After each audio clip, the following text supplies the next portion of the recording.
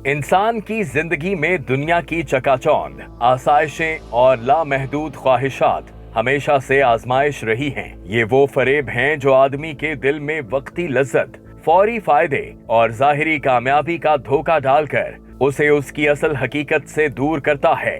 कुरान करीम में अल्लाह ताला फरमाते हैं, और दुनिया की जिंदगी धोखा है।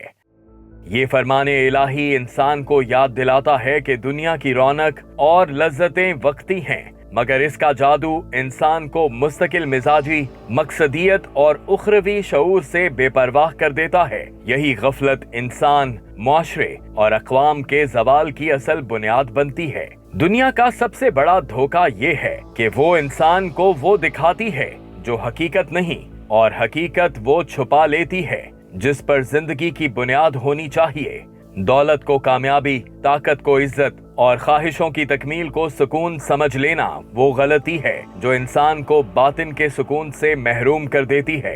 इसी धोखे में मुआशरे भी मुब्तला हो जाते हैं। जब कौमें दुनियावी ताकत को मकसद समझ बैठें, जब उसूल दौलत के तहत चलने लगें और जब अदल और सच्चाई के बजाय मुफाद हर फैसले का मयार बन जाए, तो ज़वाल नागुज़ीर हो जाता है। दुनिया का धोखा कौमों को ये यकीन दिलाता है कि बैरूनी ताकतें और ज़ाहिरी तरक्की उन्हें महफूज रखेगी, मगर दुनिया की तारीख इसके बरक्स गवाह है। वो कौमें जिंदा रहीं जिन्होंने उसूलों, इंसाफ, इल्म और इज्तमाई नज्म को अपना मरकज बनाया। मुसलमानों की तारीख इस हकीकत की सबसे रोशन मिसाल है।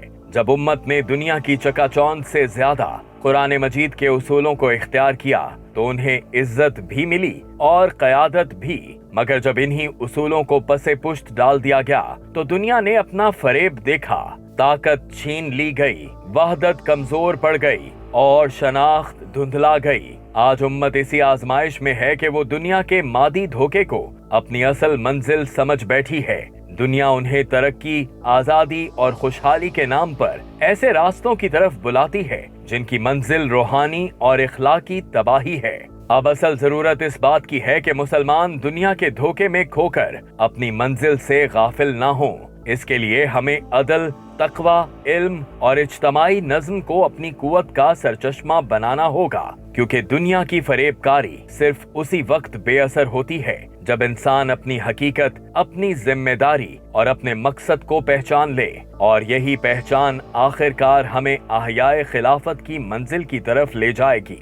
वो निज़ाम खिलाफत जो दुनिया के धोखे के बजाय शरई उसूलों पर कायम होता है, जो फानी लज्जत नहीं बल्कि दायमी अदल और इज्तमाई भलाई को नस्बुल-ऐन बनाता है, और जिसमें इंसान दुनिया को नहीं बल्कि दुनिया इंसान को पहचानती है।